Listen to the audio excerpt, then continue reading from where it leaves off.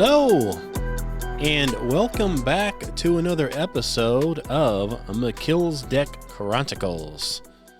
I am your host, Kenny Williamson, and we are going to talk today about, we're going to talk today a little bit about a serial killer, allegedly. Okay, so we're going to talk a little bit about that today, but before I get started, hey, I'm back.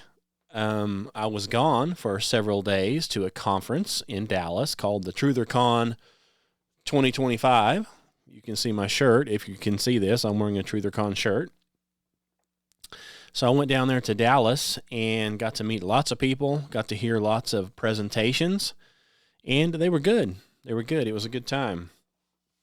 If you're a Flat Earth person, I got to meet Flat Earth Dave. And if you remember anything about the final experiment with Austin Whitsitt, or from Whitsitt Gets It, I got to meet him as well. And he didn't really want to talk too much about the final experiment. He did say that he saw a 24-hour sun down there, and he couldn't explain it. He didn't really want to talk too much about it, but whatever. So it was pretty interesting. Got to meet a whole bunch of people down there, and I'm hoping to get some more podcasts out of it and get to interview these people.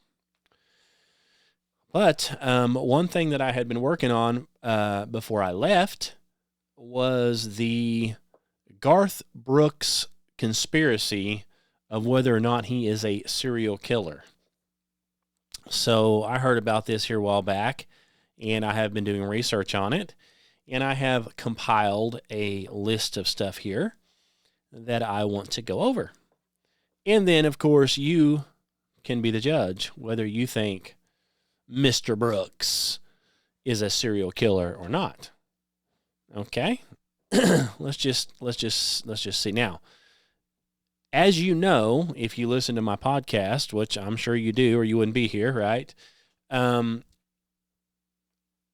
I believe that all of Hollywood and probably all of your singers, anybody that's a household name is, it's a satanic deal, okay? Hollywood and the music industry is satanic. And all you have to do is look at the thing that just happened here with, Diddy and all that stuff. All these music people and stuff were having to go to his house, and he's basically taking them to the back room and having his way with them. And if they don't do it, they don't get the record deals. Okay? So everything revolving around these big artists is satanic. So, and I believe that's even in the country world. Okay? It doesn't matter if you're singing rock and roll or if you're singing country. Okay, and that's why, lots of country singers take their own lives. They're alcoholics. They're drug addicts. I think it's to compensate for the fact of that they're having to do stuff for Satan. Okay? And so this particular one here is no different. Okay, so when I heard the theory that Garth Brooks was allegedly a serial killer, that didn't surprise me any.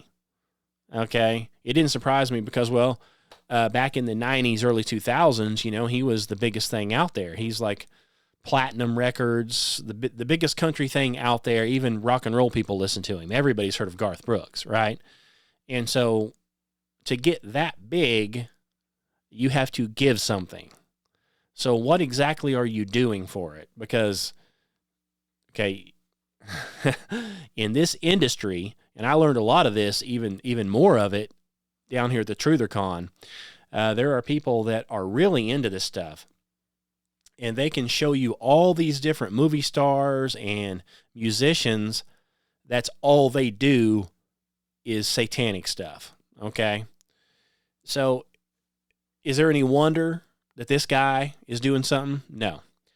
Anyway, so I'll get right into it. I've got notes here, so I do have to look down. I don't have a teleprompter or anything like that. So basically what we're talking about here is Garth Brooks. And, just for a little, just to kind of get this thing started here, he was born Troil. His first name is Troil Garth Brooks. And he was born on February 7th in 1962 in Tulsa, Oklahoma.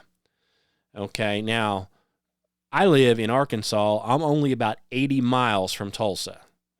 So I've been to Tulsa. I went to Spartan School of Aeronautics in Tulsa, Oklahoma, in Jenks, which is an offshoot of Tulsa.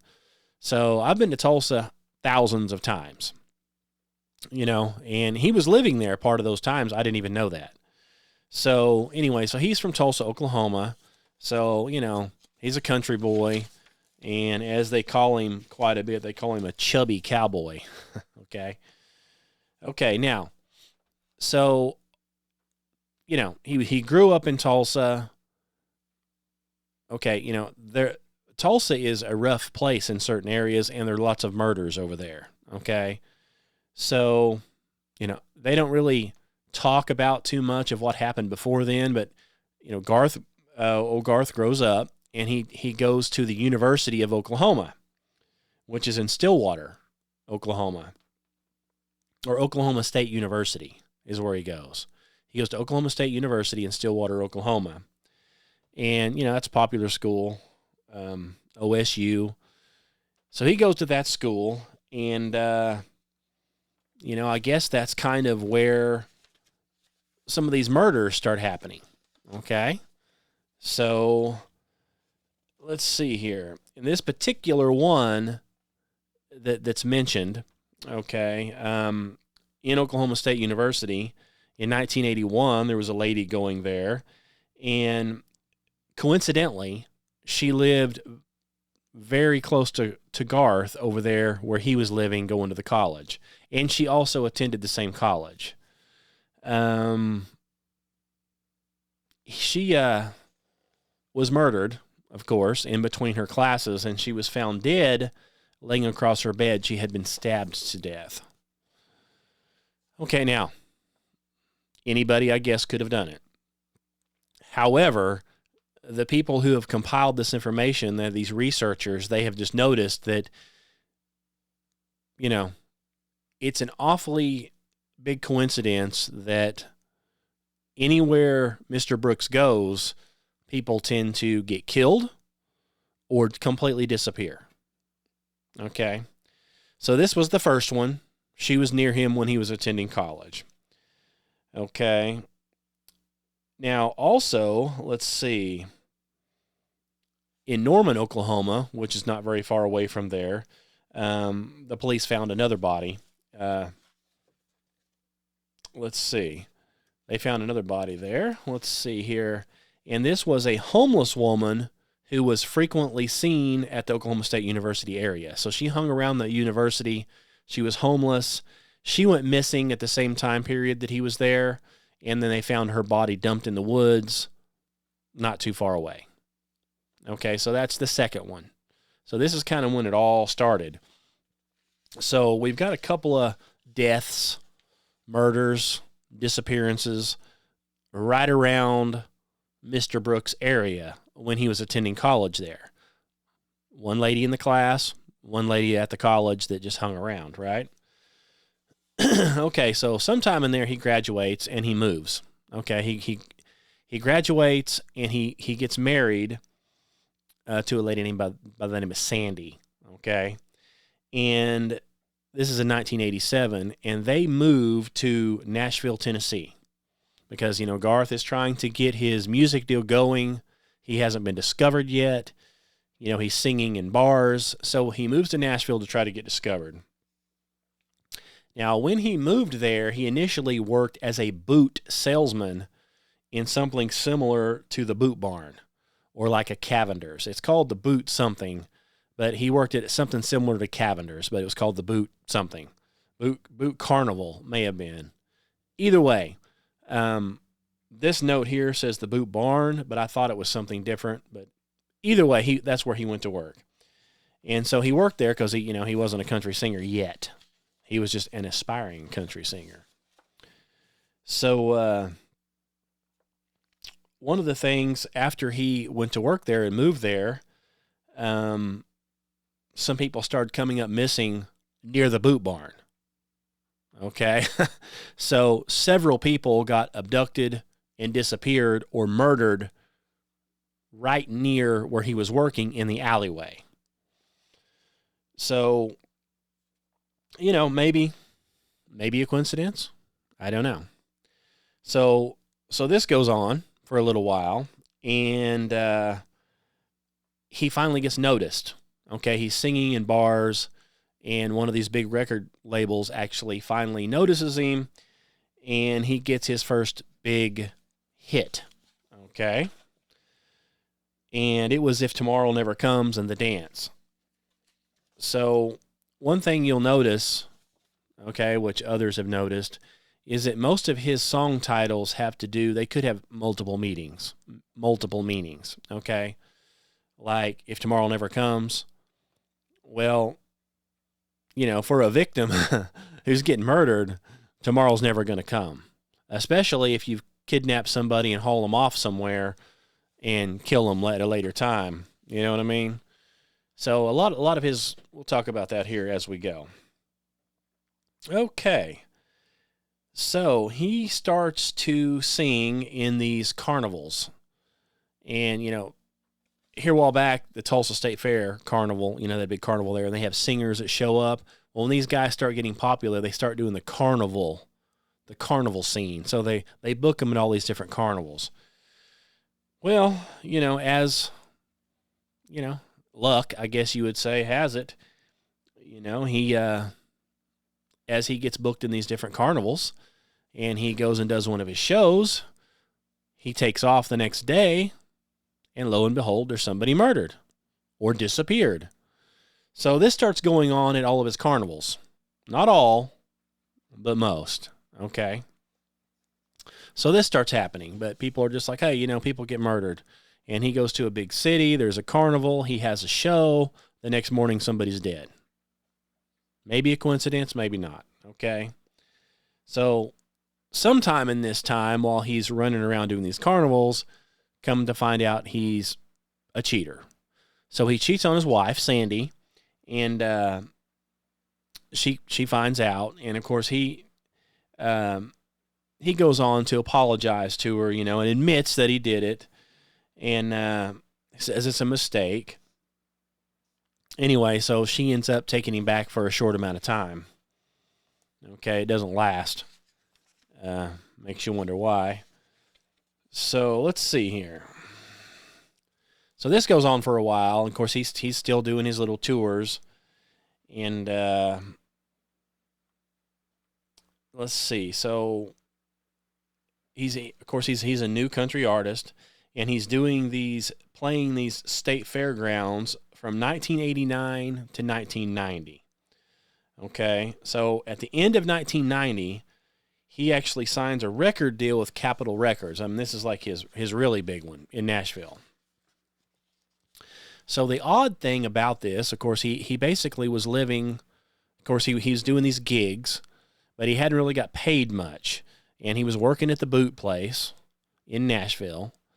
They said that he had no car or anything at this point. He was living in an apartment. Of course, people were disappearing and getting murdered near his apartment. Near where he worked. So in 1990, he gets fully discovered, and they offer him money to go on this tour or whatever, And basically what he did is he got a check for $500,000 is what they said. And he went and spent $432,000 of it, so almost all of it, on a 300-acre piece of property, unimproved property. This is just woods, in Goodlettsville, Tennessee, which is right outside Nashville. The theory is that Garth bought this property, very secluded, out in the middle of nowhere, to use as a dumping ground. Okay, because it just so happens during this period, the missing persons cases begin to rise steeply. So he goes and gets 300 acres of unimproved property, You know, you have no place to stay but an apartment, but you buy this. Don't do anything with it, but fence it off, private property, and then the missing persons cases start to rise in that area. And so, of course, the theory is this is his, what you'd call an unlicensed cemetery. Okay? So, I know this sounds crazy, and people say, well, maybe, just coincidence, right? I mean, it's all coincidence. People are getting murdered. They could have got murdered anyway. Well, when he produces, he comes out with the Thunder Rolls, okay, and he decides in this music video that he wants to act this thing out. TNN and CMT said, no, it's too gruesome. There's basically somebody getting murdered in it. And he wants to be the person in there acting it out. And they said, no, it's not suitable for television at that time. And they said that Garth didn't seem to really understand why that is. And he said he was very upset the fact that he couldn't act out a murder. Okay. And TNN and CMT basically simply put out a statement that said that they didn't feel that they would be, that the people listening, like me and you, that the customers would be accepting of that level of violence in a video. So, he's wanting to act this thing out. That kind of gives a little bit of, an idea into how this guy thinks. Okay. Now, I have a video of Garth and how he really acts and talks. Besides, I'm going to play that for you here in a minute. Okay. So this is going on, and during this whole time, of course, he's getting bigger and bigger, and he's got these people that travel with him. He travels in a tour bus, and he travels in 18-wheelers. And the people that set this stuff up, that ride with him, are called roadies. Okay? Now, come to find out, these roadies have to sign a non-disclosure agreement. They're not allowed to talk about anything that they see or hear on these tours. Okay. Of course, that's to keep people from talking to the tabloids or the press or anything like that. Now, these people that were doing in-depth research on this, they actually found a guy who had been terminated, and he decided to talk. He just wouldn't give his name because he did sign a non-disclosure agreement. And so they started asking him questions about Garth. And they said, is he able to slip away or disappear during his concerts, possibly and murder somebody in the back and come up here? And like this guy says, he says, yes, they have no control over what the artist does. He says, it's not like he's out here rigging up the lighting system or anything like that. Okay. He says some of the artists they work with, they never even leave their buses. They are literally in the bus or somewhere, and then they just pop up on stage, and then they disappear again. Nobody sees them before or after. So they really don't know where they're at. So he also said that whenever they traveled with Garth, it said he would just randomly grab somebody's car there, and he would just take off, and he would disappear for several hours. And he came back and did the show. Nobody questioned where he went, and he never told them. Now, of course, lots of these people that ended up, the bodies, okay, that were murdered during these tours and these different performances, their body was taken somewhere and dumped. And so one of the things that stands out, and even an FBI agent guy says this that's been interviewed, if you are traveling around like a singer, and you go from place to place to place, and you decide you want to kill somebody randomly, and there's no motive, okay, and you show up in that town and you have no motive, and you hop in somebody else's car that's just there, okay, and you load this person up in somebody else's car and kill them and dump them, it's really hard to trace anything back to the person that actually committed the crime. And then The very next day, boom, he's gone. He's gone in a tour bus, and they might not find these bodies till a week later, if they ever find him at all. And so then they're like, well, who did it? Nobody knows. And all these are unsolved. Nobody's ever figured out who's killed these people. They're all still unsolved, every single one of them. The number's starting to grow. Okay? So this isn't one or two, random people. This is starting to add up. Okay? So let's see. This is just one example. This lady named Tammy here. Okay, this was in August of 1992. Okay, Tammy, she left for college, and it was reported that she was seen roughly at 3:30 p.m. on Interstate 80 at the mile marker 83 rest stop in Illinois. Okay, so predictably, the parking area was teeming with tractor trailers, which they always are. However, per an eyewitness account, one tractor trailer was seen parked near Tammy's vehicle during this particular period. Okay. And a man described as a white male in his 30s, roughly 6 feet tall, with dark hair, which just so happens to be describing Mr. Brooks, okay, was witnessed in the vicinity of the tractor trailer and her vehicle. Okay. So the next day, she never arrives at her college. The state police start looking for her because she's filed as a missing person. Shortly after that, Illinois State Trooper found Tammy's vehicle abandoned at the mile marker 83 rest stop, but there was no sign of Tammy. So they found her car there. Okay. Now, the roadie that they had interviewed vaguely recollects them stopping. They stopped at these different ones, and he believes that they did stop there. So the people that writing this report said, that they believe that the tractor trailer that was seen parked near her vehicle was in fact one of Garth Brooks' tractor trailers that was in his little envoy, okay, or his convoy. And so the eyewitness that saw some man hanging around her car fit his description, and then she disappeared.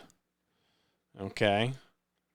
So let's see. Yeah, so she disappeared, and I don't know if she was ever found or not. Let's see. Yeah. They saying that, she could have been stuffed into one of the trunks. She could have been stuffed into an 18-wheeler. She could have been stuffed underneath the bus because she completely disappeared, was never seen again. Just completely missing. And, of course, his convoy of vehicles was at the same rest stop at the same time. But, hey, it's a coincidence. Maybe nothing to it, right? Okay. So, wait a second. In furtherance of the theory, in furtherance of this particular story, in 1992, Tammy's corpse was found lying in the grass along Interstate 44 in Missouri, okay, which just so happens to be located along the route of the concert during that period.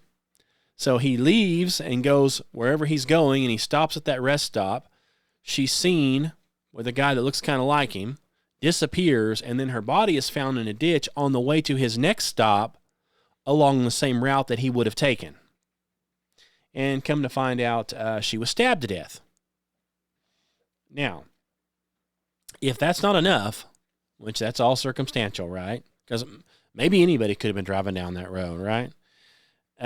It said that a copy of Garth Brooks' No Fences CD was discovered lying near the body.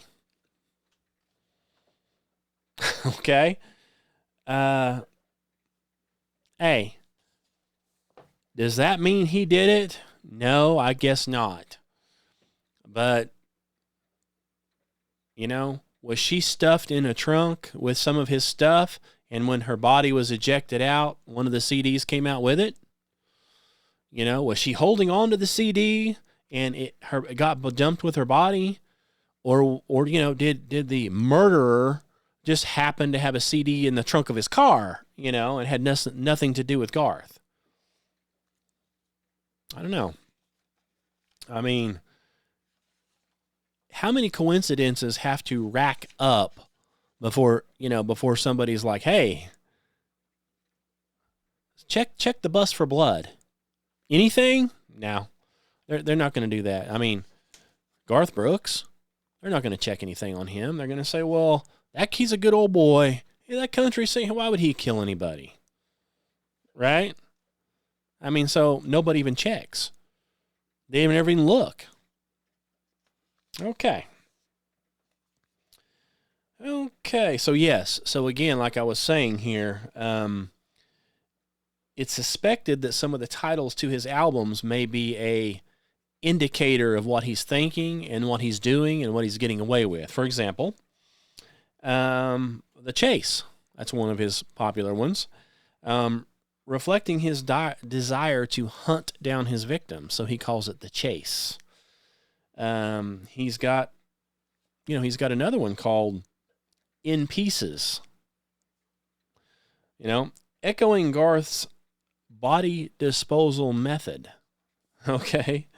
He also has one called Sevens, referring to the 7 deadly sins. Okay. Pride, envy, wrath, sloth, greed, gluttony, and lust, which was believed that by many that the superstar was struggling with. And of course, that's got, he's got other ones like Friends in Low Places. He's got another one, The Gunslinger.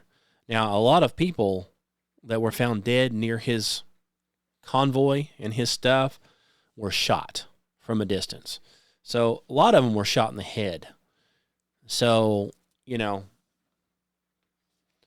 so he has people on or near all of his little shenanigans that he's doing here. And if they're not just disappeared or stabbed to death, they're shot. And nobody can ever seem to find anything about the shooter. But, hey, let's come up with a title of our new album or whatever and call it Gunslinger. Just to put it right out in your face. Okay? Just put it out there. And, I've said this many, many times.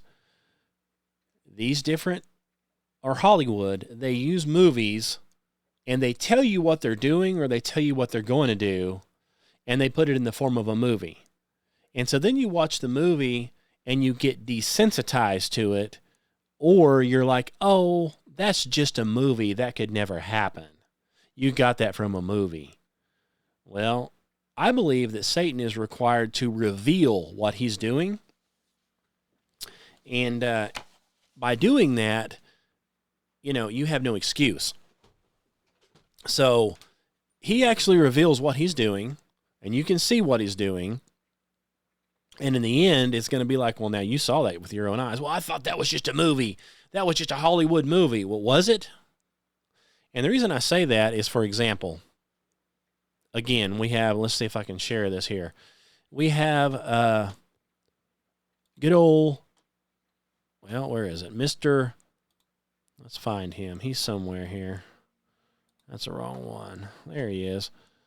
Mr. Brooks. Okay, so I'm gonna share this with you so you can see it. Let me find it. Nope, that's not it. Why is that? Let's minimize that one. Again, guys, it's just me here. So, I don't have I wish I did. I wish I had like a media guy that was doing all this stuff behind the scenes. There it is. Okay, so if you're on a podcast and can't see this, this is a picture of Garth Brooks, and kind of his face is kind of shifted over, and it has a picture of, what's his name? Picture of Kevin Costner. Kevin Costner was in a Hollywood movie, go figure, named Mr. Brooks.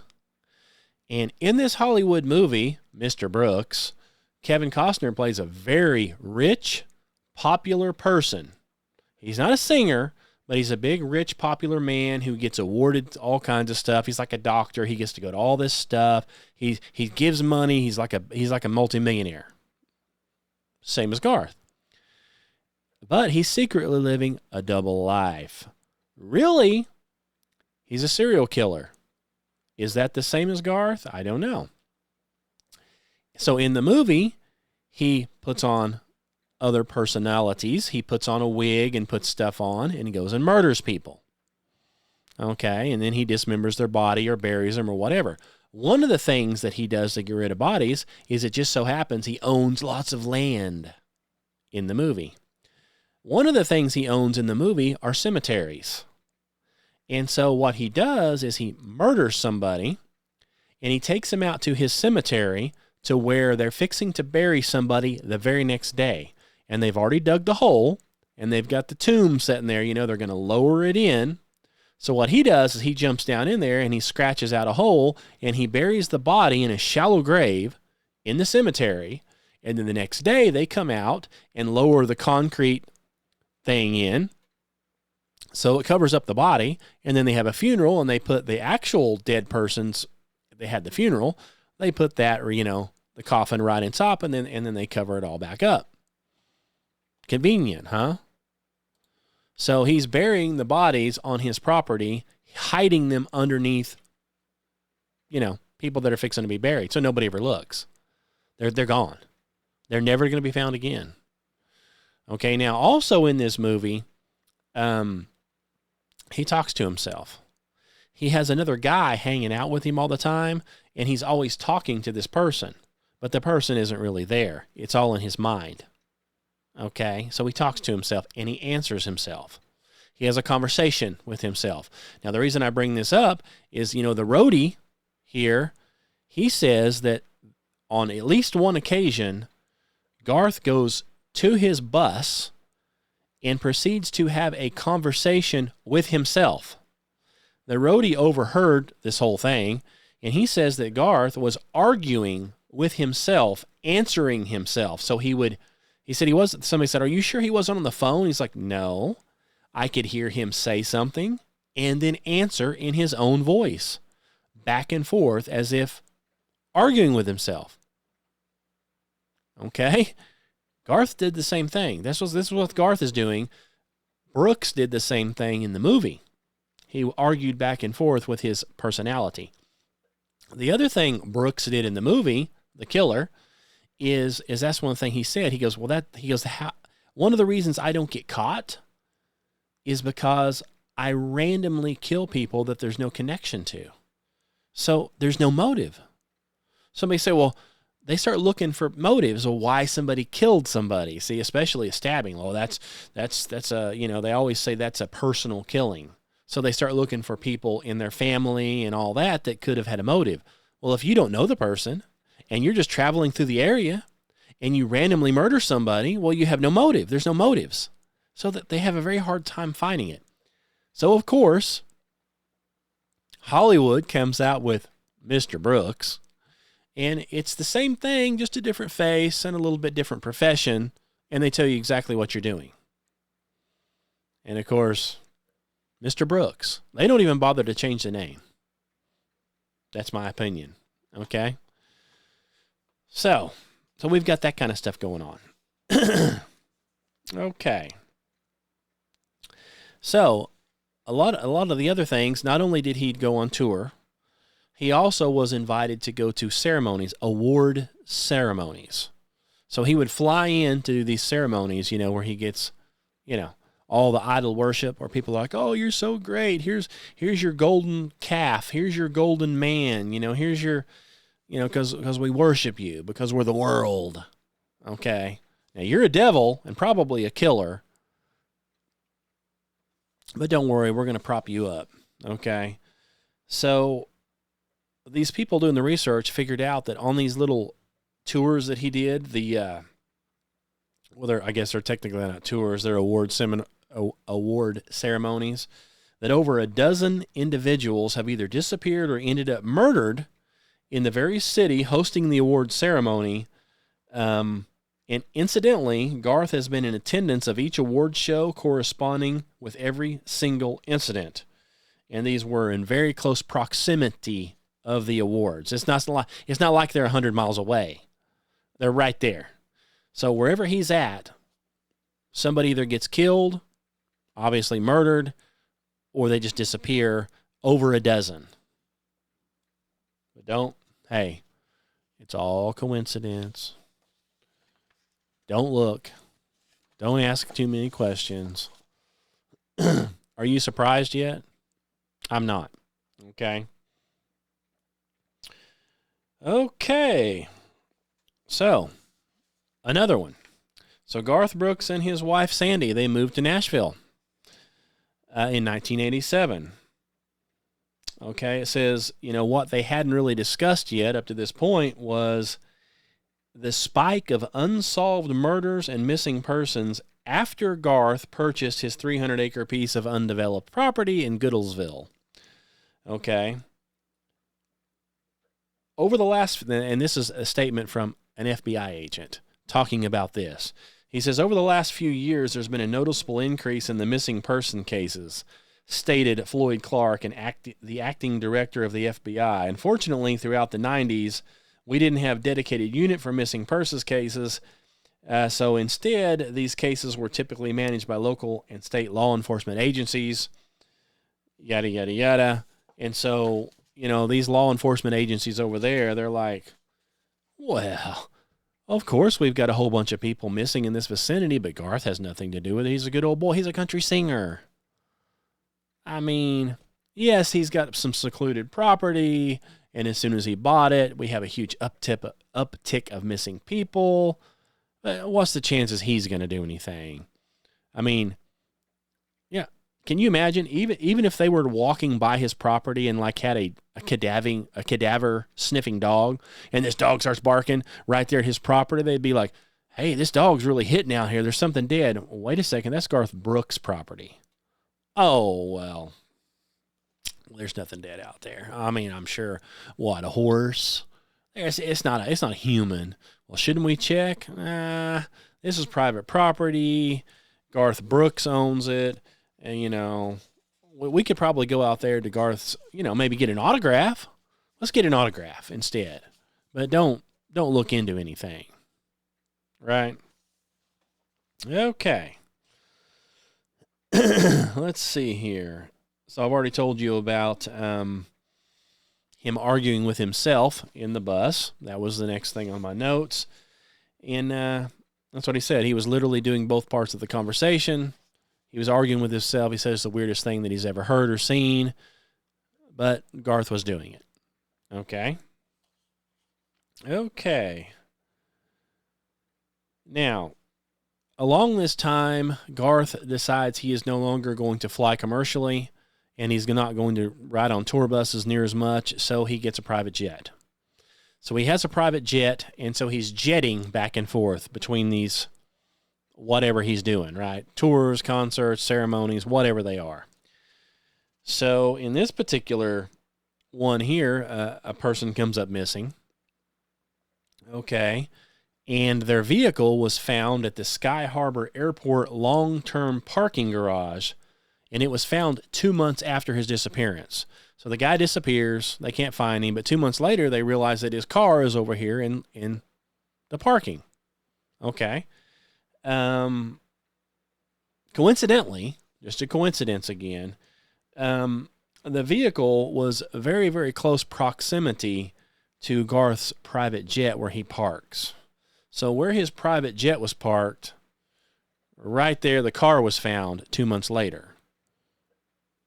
Hey, I guess anybody could pull up there in a private jet, right? But that's where the guy's car was found. The guy was never found. So, was he stuck in the jet, and is he on that 300 acres somewhere? Is that where he's at? I don't know. Because these people aren't just women. Lots of women were killed, but lots of men were killed too. These were just random. They were all ages, all ethnicities. These weren't just one in particular, which makes it random. That way nobody can ever, it's only 23-year-old women. It's only blonde-haired women. No. It's men, women, young, old, black, white, Asian, just you name it. Okay? That makes it random. Okay. Let's see. So, is Garth mentally ill? Okay, well, let's Oh, boy, I've got a video here for you. Okay, now this video is of Garth when he decided to get his Facebook account. Now, I want you to, if you don't have video, that's fine, but I'm playing a video, but if you don't have video, that's fine. Just listen. This is how he really talks when he's not on stage. Okay? So let me get this queued up here for you. Well, I guess it's official. Here we go. So I'm going to play this for you. It's only a couple, 45 seconds long. So listen. Well, I guess it's official. We're now on Facebook. I really wasn't sure about this at the start. But then a friend of mine said something that just made all kinds of sense. She said, think of it more as a conversation. I like that. But I'm already finding out on my own. So it's wiping the walls out between you and me. And I really like that. It allows us into each other's worlds, or I guess in my case, the hotel room. When I think about things I want to post cool stuff, slick stuff, neat stuff. But most of the stuff I'm going to post is going to be raw stuff like this. Because it's just who I am. So if this is truly a conversation, then I say let the conversation begin. Well, Okay. Well, doesn't that speak for itself?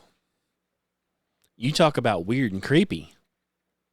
We're talking weird and creepy. Okay?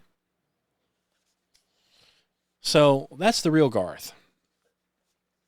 So, does he have a severe mental illness and he's a serial killer? I don't know, maybe. So, let's talk about the next thing he pulls.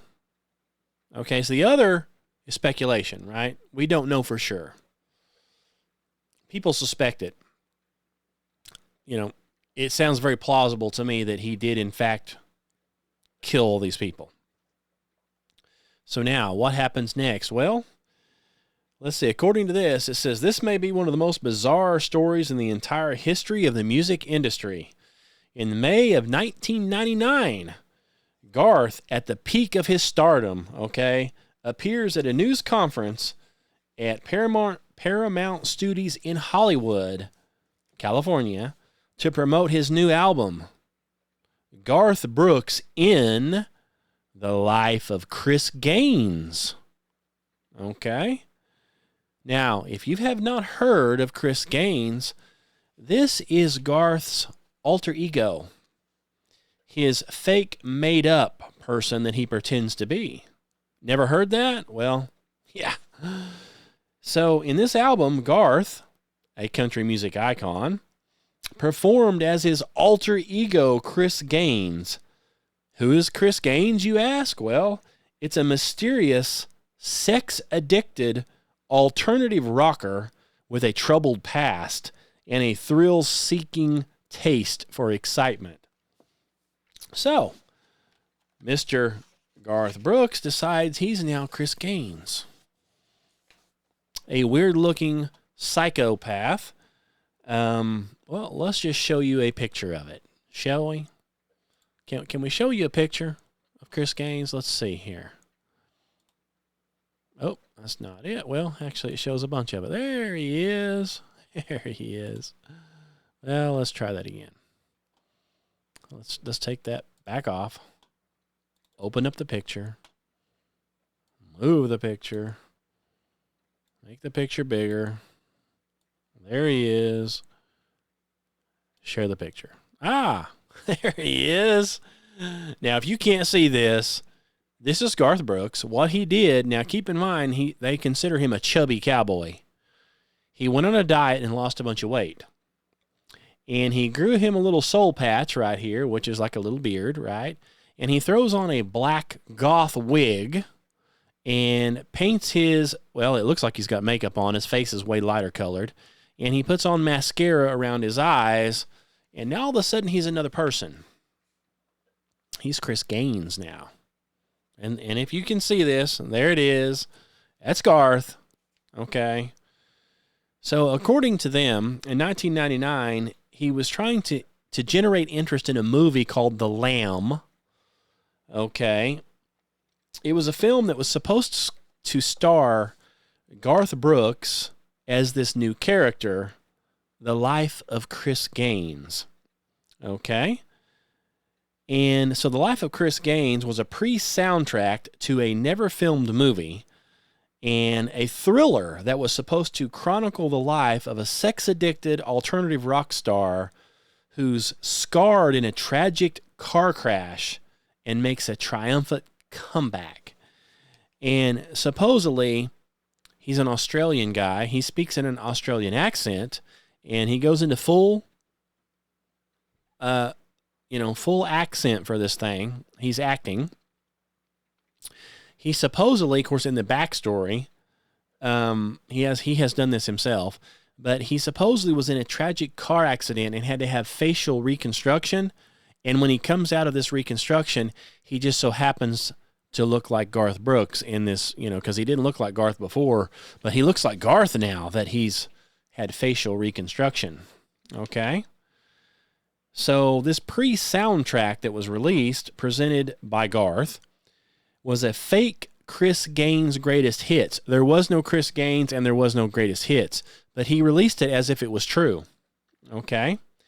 So this included a complicated backstory detailed in the liner notes. So in the liner of this fake hits, in the liner in the CD case, it has these different things in here. It says he was born in Brisbane, Australia, to an Olympic swim team parents. The striking raven-haired rocker Chris Gaines survived a car crash in the early 1990s, which altered his appearance to make him look like Garth Brooks. But his looks were the least of his worries. Gaines was more concerned with whether or not he could still have sex, because he's a sex maniac. Okay? This full tragic story was later told in a documentary on VH1's Behind the Music series, and it's a 40-minute feature, and it revealed the more seditious details of Gaines' life. He was a rocker who liked fast cars and even faster women, and I've seen part of the VH1 deal, and he's laying around talking about having sex, and it's disgusting. Okay? And he's pretending he's this other guy, and he has to have sex at all times, and all these people come on the interview, and they're talking about how worried they are because he's just got women in and out day and night, having sex with tons and hundreds of women. Yeah. The guy's a sick devil, if you haven't noticed it already, okay? He's a sick lunatic. So could he have really done all this stuff? You tell me. I mean, if I was to guess, I would say that the guy is a deranged devil worshiper. That would be my guess. And I don't think you could prove me wrong. Let's take another look at him here if you can see. Here's another picture of Mr. Chris Gaines with his mascara, his makeup, and his wig, and his little, soul patch. And, during my research on this guy, when he went into this Chris Gaines character, they said he doesn't come out. So he would be Garth Brooks, and he would go to the back room. He comes out dressed as the sex maniac, Chris Gaines, and then he's in full-blown character. He will not answer to Garth. He will not say, yes, I'm Garth dressed up, ha ha. No, when he's in character, he is Chris Gaines, and you will refer to him as such, or he will not answer. He is Chris Gaines. Now, to me, that sounds crazy. Now, I understand a Hollywood actor who is whatever, and then they get on set, and they have to memorize their lines, and now they're somebody, right? Now they're whatever. I guess I can see that. Now, keep in mind, most of these Hollywood actors are also devils. Most of them are pedophiles, allegedly, and worship Satan, allegedly. And there's lots of proof to that. Okay? So is it any wonder that they're acting and pretending something they're not? No. No, there's no there's no wonder. There's no surprise there. Okay? So, but this guy, he's doing it, and he's not even in a movie. Oh, he's going to make a movie, so he makes up the backstory. But there is no movie. Okay, so he's got all this stuff he's doing and showing up and singing songs as Chris Gaines. There is no Chris Gaines, and there is no movie. I thought this was for a movie. Well, why are you doing it out in the public? Because you're crazy. Okay. So one of these, country music singers out of Texas says, I don't know what the heck Garth was thinking with all this Chris Gaines crap. He says, I guess when you sell that many albums, you think you can do anything. Turns out you can't. So, that's another one of those things. It was failed. And of course, looking back, from what I've read and seen on other stuff there for a while, he just completely basically denied it ever happened and is embarrassed by it and just kind of wants to, shove it under the rug. So, anyway, let's go on here. So, the creation of this alternative personality, Chris Gaines, including an entirely fabricated backstory to go along with it, raises the unsettling question, was this a dissociative break manifesting itself in the creation of an alter ego? So in other words, you've got a mental problem, like a schizophrenic, and now you've got an alternative ego that you're acting out, and you're so brazen you'll do it in public. But again, keep in mind, he's a superstar. He's a Hollywood manufactured superstar. So, do you think there's any skeletons in his closet? Do you think he's worshiping the devil, among other things? Of course he is. Why wouldn't he be? Okay, so Garth was secretly leading a double life. Could Chris Gaines be more than just a persona? Many serial killers, and they list them, also showed signs of disassociation. They would dress up as other people and pretend to be other people. And they were known serial killers, supposedly. Okay. Toby Keith, everybody's heard of him, he said, I'm out here busting my butt singing country music, and Garth's dressing up playing make-believe. They thought it was disgusting back then. They were like, what are you doing? You're dressing up as a goth, effeminate looking gay dude now? Okay. So, many years later, on the Joe Rogan podcast, Joe Rogan called it one of the greatest train wreck moments in pop culture history. So, a guy like Joe Rogan even says, what were you doing?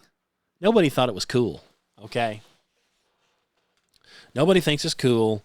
They didn't back then, and they still don't. Okay. So, let's get an idea of somebody who done business with Garth here. Let's see what they had to say about him. This lady here, Lisa Sanderson. Let's see. Garth Brooks is a paranoid, angry, deceitful, and spiteful man who will turn on those closest to him on a dime, says Lisa Sanderson, a film producer. She's currently in a lawsuit that is filed against Mr. Brooks. She says that Garth is willing to lie to avoid paying his debts, and he revels in using his vast wealth and influence to crush anyone who believes that he is standing in his way. So, what's happened here, and this is another example of the kind of personality we're dealing with, okay? She says that she arranged for Garth to appear in an episode of Empty Nest, okay? And Garth approached her about quitting her lucrative job and working with him as a 50-50 partner, getting him in some movies. Because, he's huge at this point, and so he wants to be a movie star. Okay, no problem. Let's get you some movies. Let's get you some cameos. Okay, so he says, okay, get me in this stuff. We're going to go 50-50 on the pay. Okay, so let's see here. Here's how this worked out for her, okay?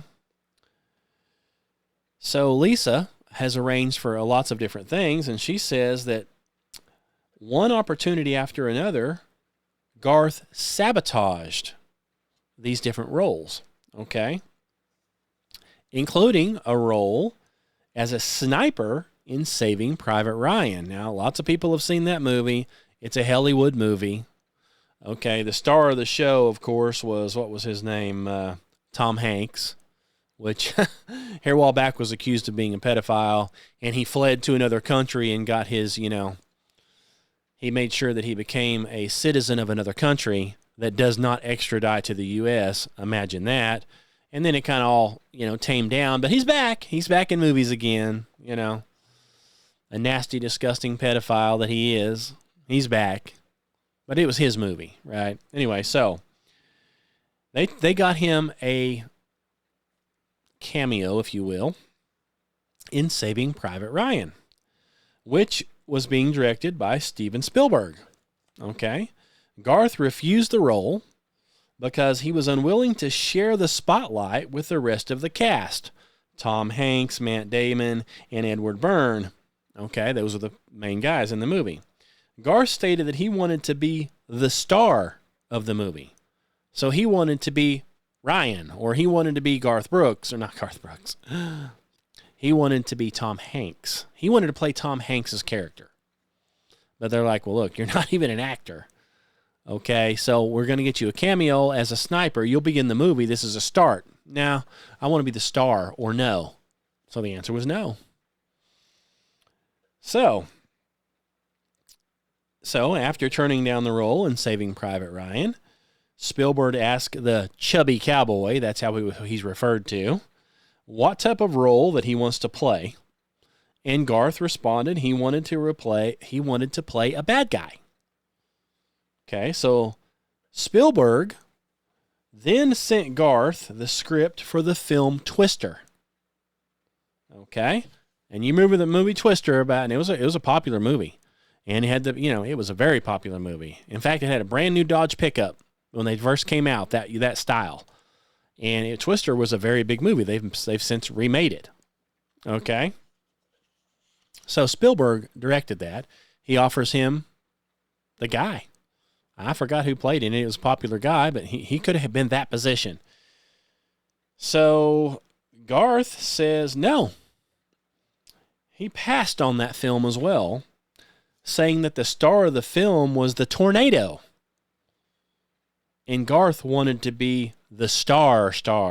So see, Garth can't even be the star of the movie going up against the tornado because it's the movie Twister, right? And so the Twister is the big... Well, the Twister, the tornado, that's the real star of the show. So I can't be even second to a tornado. So no. So he turned that role down. Now keep in mind, he's went 50-50 in with this lady who's getting him this stuff. And so every time he turns down a role, she loses the money. Okay. So Garth and Lisa, they pitched executives at Fox the feature film Garth had written about his rock star alter ego, Chris Gaines, and the name of that movie was called The Lamb. This is something that Garth had come up with. So they pitched it to Fox to try to get him another movie, right? Says they love the idea. During the meeting, Garth told the executives that the music was extremely important to him because it expressed the same feelings he had felt when his father had died. And then he began weeping in this interview, okay? Lisa says she was dumbstruck because she knew that Garth's father was alive and well living in Oklahoma. Okay. After the meeting, she asked Garth why he had said his father was dead, and Garth chuckled. Don't you think it made the pitch so much better? So he goes in here to the executives at Fox and says, the music's so important because it reminds me of my father before he died. And he cries. And his father is alive. He's not dead. And then he laughs and says, don't you think it made it so much better? That's the mindset of this guy, okay?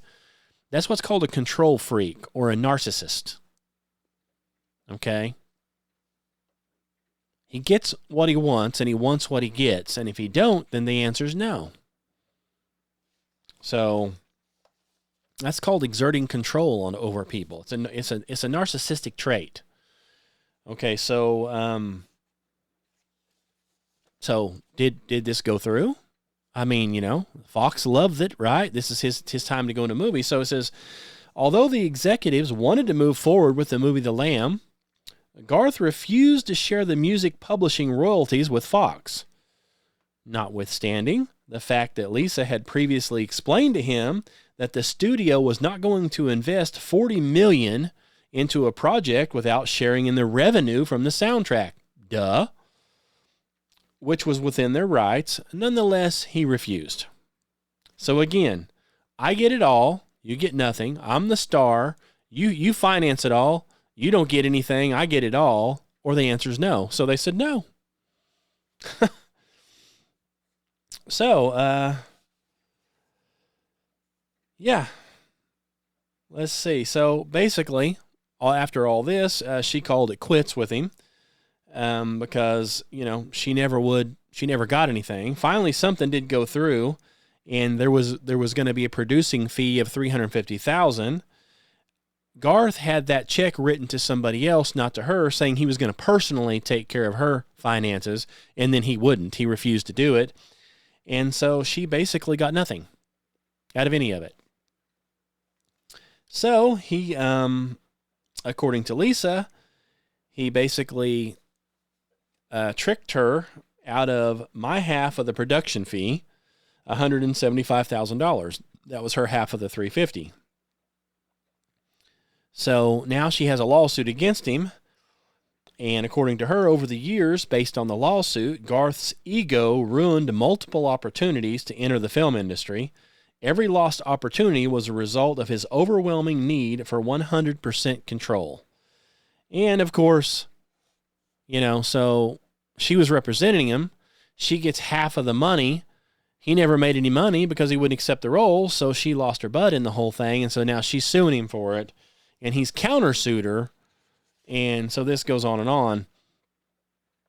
But this is just one example of the thought process. Okay.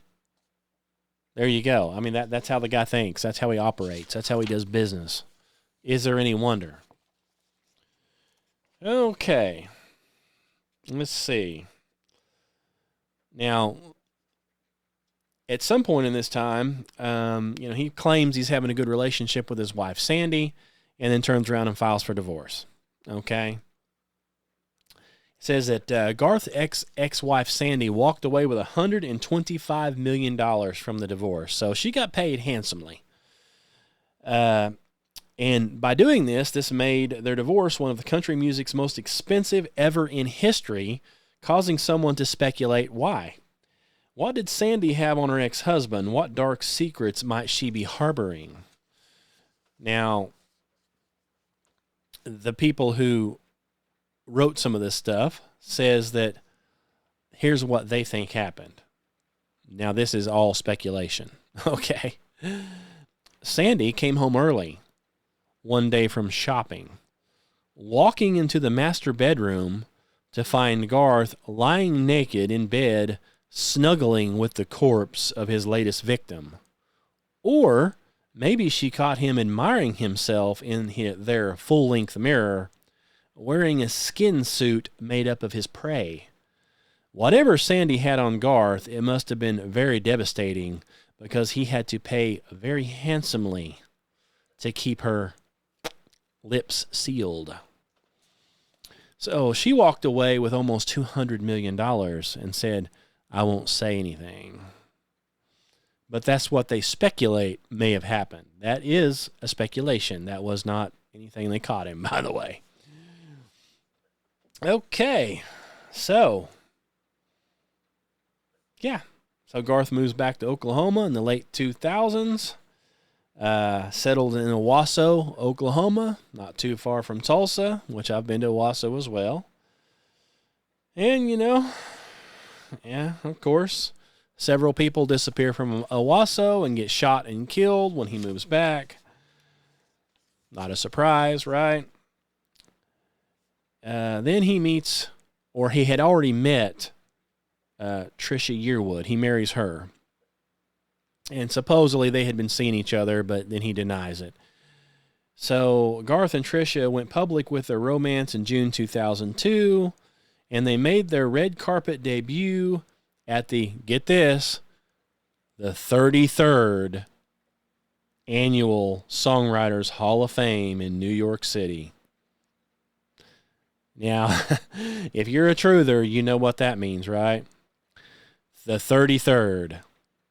Okay, everything's in the numbers. That's when they came out with their deal, right? So, and of course, he talks about it, and he says it's strange.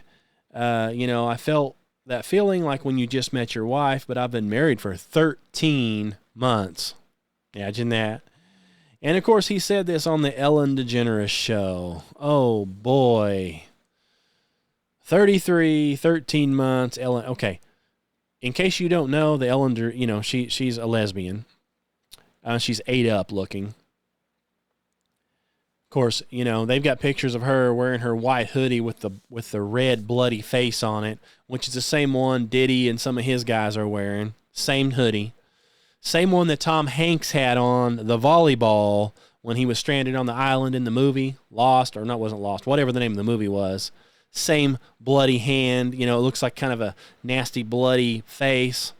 Has to do with the pedophiles and the children that they're murdering, and they're all advertising it. Ellen's set was an exact replica of the island. Okay, the pedophile island. What's his name was running, You know who I'm talking about, right? Epstein Island. So her set is an exact replica of Epstein Island. And we all know what's going on allegedly at Epstein Island, right? So her set looks like Epstein Island. She's wearing the same stuff with all the pedophiles and the bloody face, what has to do with Hillary. And the face is getting ripped off. If you don't know about that, you'll have to look into that. If you don't know anything about that, you need to do some research on a topic called frazzle drip. Okay? Frazzle drip was a folder that was found on Wiener's laptop. In this folder, it supposedly has videos of Hillary and one of her cohorts stripping the face off of children. Okay, so now they all wear a bloody face. Seriously. That's your Hollywood. That's the kind of junk that they do out in the open, and nobody ever says a thing. Well, that's because Satan's running the whole show. Okay? He's running it, and they're all devil worshipers. That's how they're getting away with this stuff. By the way, if you're hearing something in the microphone, which I kind of hear it myself, it's absolutely pouring down rain here. Okay? So, anyway, we could go literally on and on and on. So I'm going to try to wrap this up. There's just one after another. And here's another one that stands out. This particular book here, which if you ever want to read it, Bodies in Low Places, I bought this after seeing an interview with the guy that wrote this, and he basically covers the book, and that's what I'm doing. I'm hitting all the high points. So if you don't want to buy the book, I've just hit all the high points that you're ever going to need, okay? But it is available if you wanted to read it. And I'm also adding in my own that I've already done other research, but this thing is pretty thorough. Okay, so we've got another guy. He was killed and placed in the backseat of his vehicle. A killer drove this guy's Caprice, blah, blah, blah, to a different place in Tulsa. Of course, 15 minutes from where Garth lives. Could be a coincidence, maybe not. So that was another one. Another one right after that on Christmas. She was killed roughly 10 minutes from Garth's residence. And this one here is another one of these deals. Her vehicle was discovered the following day, abandoned on a farm road. Based on evidence found in Karen's vehicle, one of Garth's CDs containing blood splatter was in the vehicle. So this is another one, just so happens to have one of Garth's CDs in the vehicle with blood on it. Now, he was a superstar. Could they have just had the CDs in their possession? Yes. Is it very weird and coincidental? I think so. Okay, I think it's kind of weird that these people are showing up dead. Oops, just so happens to be near him where he's at, and just happen to have a Garth Brooks CD laying there next to their dead body. You know, could that be one of those, hey, throw it in your face, like, well, you know, I killed him, nobody knows, I'll just throw one of my CDs down right here at the crime scene. Nobody can prove it's from me, but it's got my name written all over it, right? Okay. So we had a whole bunch of other ones here, and there's like 4 or 5 listed here. And all of these individuals were either murdered or went missing during a weekend that Garth was performing at the Encore Theater at the Wynn Resort. Furthermore, all of the incidents, of course, occurred within a very short distance, possibly walking distance, from the hotel. So yeah, lots of these are within walking distance, and lots of these different people were seen. A tall, dark-haired, 6-foot guy was seen in the vicinity. Now, that fits Garth's description, okay? So, let's see here. So, he was on one of these deals here on his world tour, and he says in this world tour, he says, "You're looking at the luckiest, most blessed guy on the planet," Garth told reporters before taking the stage at the arena outside Chicago on the first night of the tour. And yeah, he's lucky, all right. He's lucky he never got caught. Now, they don't know what he was doing after hours. However, based on the 9 missing persons and 8 unsolved murders which occurred during the first 24 months of the tour, he was the only one that was lucky. Now, having said that, Chicago does have a high murder rate anyway, with or without Garth. So, you know, you be the judge. Okay, I'm presenting this to you as a conspiracy type theory. I don't know if he did it or not, but the guy's weird. And I've heard one of his other interviews. I mean, you listened to the interview, right? Or not the interview, but him on Facebook. The dude's weird. Real weird. Just start adding it all up. Okay? Okay, let's see. So, according to this roadie, remember the roadie? He's back again. He says this roadie divulged that there are 2 Garth Brooks, one that the public sees and one that's the real Garth Brooks. The guy that snaps his fingers and expects you to jump. The guy that tells you got to work on your kid's birthday and then lays you off 2 weeks before Christmas with no severance. That's the real Garth Brooks. So, yeah. And, of course, we already knew that. He's a control freak. You can tell that by how he turned the movies down, and so forth and so forth. In 2016, the album Gunslinger was released. And, of course, there's a whole bunch of unsolved murders that people were shot in the head.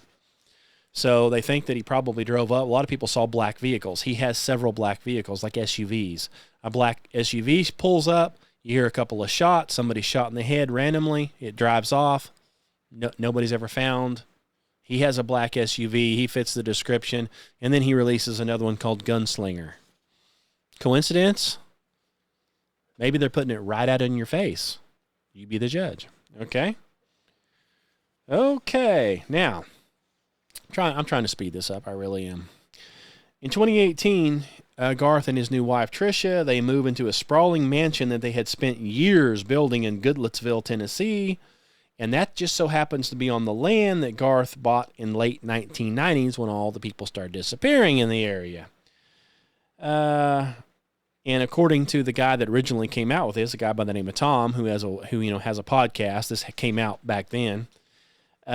He believes that it may contain the bodies of over 100 of Garth's victims, just on that land alone, based on the research that they've done. Okay, we're going to flip through some of this stuff. I've got all kind. There's so much stuff in this book, and the proofs in the back, it's just unbelievable. Okay, now, one more here. So if somebody was to say, well, that sounds like it's made up. Garth wouldn't do that. He's got a fake persona, Chris Gaines, that's a sex maniac, but himself, he wouldn't do that, right? Well, let's see. A hairstylist and makeup artist going by the name of Jane Roe filed a lawsuit against the country music legend in California in 2024. This wasn't that long ago, right? In October of 2024. This is October of 2025 when I'm making this podcast, so a year ago. According to the court documents, Roe claims that in 2019, Garth sexually assaulted her. Imagine that. How many of them has he done that didn't come forward? In particular, the lawsuit alleges that Garth subjected Miss Roe to unwanted sexual advances several times during the year and raped her in Los Angeles' hotel room, where she was alone and felt trapped by the artist. Roe claimed that Garth seized what he saw as an opportunity to subject the female employee to a side of Garth that he conceals from the public. Another one of those accusations. The side of Garth that believes he is entitled to sexual gratification when he wants it, by whom he wants it, when he wants it, and using a female employee to get it is fair game. So there's currently a lawsuit out on that. Okay, so I don't know what's come up of that. I'd have to do the research to find out.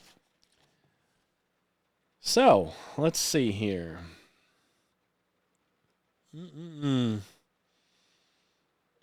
So this is a question here. You may be asking yourself, how could Garth Brooks' odd behavior have gone unnoticed during the past few decades? Well, here's the answer. The answer is quite simple. There was no social media when Garth first entered the country music scene. There was no cell phones like we have today. In fact, he avoided non-scripted media interactions. All of his stuff is scripted. So there isn't anything off the cuff. Okay? Let's see. Garth's first video was posted on Facebook on November 11th in 2014. Prior to that video, Garth had only done short calls on radio stations and the occasional talk show and variety show interview, all of which were scripted. So everything was pre-done. There is no surprise questions. Okay? Now, I showed you the Facebook post. I played it for you. Nevertheless, shortly after Garth's Facebook post, people started noticing that something wasn't quite right with the chubby cowboy. You think? Okay. And the guy with the podcast, Tom Segura, him and his wife pointed out how Garth's public persona seemed overly rehearsed, almost robotic, as if he were trying too hard to appear normal by mimicking the behaviors he sees in others. His wide-eyed expressions, exaggerated enthusiasm, and awkward fan interactions give off an eerie, almost too perfect vibe. Something that feels just a little off. They also noted that Garth Brooks' social media presence lacks the natural warmth expected from a beloved country star. What's going on, says Tom. Is he thinking about all the bodies he's got stacked in the graves in his backyard? 100%, they said. He's probably killed 200 or 300 people in his life. And they said, yeah, it's a pretty good cover. What he's got going on. Pretty good cover. So then they come up with this new thing, says, where are all the bodies, Garth? That's a new thing. So that's a new thing that people are standing, going to his concerts and holding up signs saying, where are the bodies, Garth? Okay, and they're trying to say that this guy Tom actually started this rumor. He says that he was not the originator of the theory, It was simply something he'd come across while scrolling through social media platforms. So he says he didn't come up with this. It was on there, and people have noticed it in the past, and he just simply made comment on it. Okay. Now, one more here. So then out of the archives surfaced a 1990s interview between the host of a popular morning show and Garth, where the beloved entertainer admitted that if he were to ever to be asked to be in the movies, he would only be interested if he could play a bad guy. Shocked, the host replied, "No, you don't want to be a bad guy. You look like a good guy." To which Garth responded, statistically, "Yeah, but I'd rather kill somebody. That would be fun." Yeah. There you go. So let's sum it up. It's been an hour and 20 minutes. In the back of this book, it has all of the incidents that are with the tour dates and all the other stuff. But I'm going to sum it up because it's really been too much time. In sum, they have managed to identify nearly 100 unsolved homicides and over 100 missing persons that can tentatively be connected to the dates and locations to Garth Brooks. 100 missing people and 100 murders have been linked to where he was at. Now, I've went over several, and I sure don't have time to go over them all. In my opinion, he's guilty. I mean, they wouldn't want me to be sitting up there. I'd say, well, I mean, obviously I have no proof, but I would be like, let's get a cadaver dog out there and just prove it for once and for all. Let's find out. I'd be doing a little more research, but hey, these crimes were happening, and they were happening in the 90s up into 2000. Well, you heard the evidence. You heard it. You be the judge. You decide. Anyway, so is Mr. Brooks a serial killer? Hey, I don't know. He's a Hollywood production, so we know he's a devil, in my opinion. I think that most of them are, if not all. And if you would have heard some of the stuff I heard down here at this TrutherCon, where they act, and I've had people on my podcast before, they have proof. All these big stars, they always somehow, somewhere, some way admit to worshiping the devil. They admit that they're devil worshipers. They admit to seeing demons coming into them, you name it. So is this guy the same? I'd probably say so. Anyway, thanks for listening. I'm going to have to, we're going to have to wrap this one up. Questions, comments, concerns? Email me, truthseekers2012@gmail.com. Check out the websites. It's flatbro.com, kennywilliamson.com. Check any one of those out. Leave me a message. Shoot me whatever you want. Leave a comment. Like, share, whatever. And I'm going to have some more on here. I've got another one I'm going to do on some more serial killers, maybe. Okay? So stay tuned. Until we meet again, God bless you. Thanks for listening.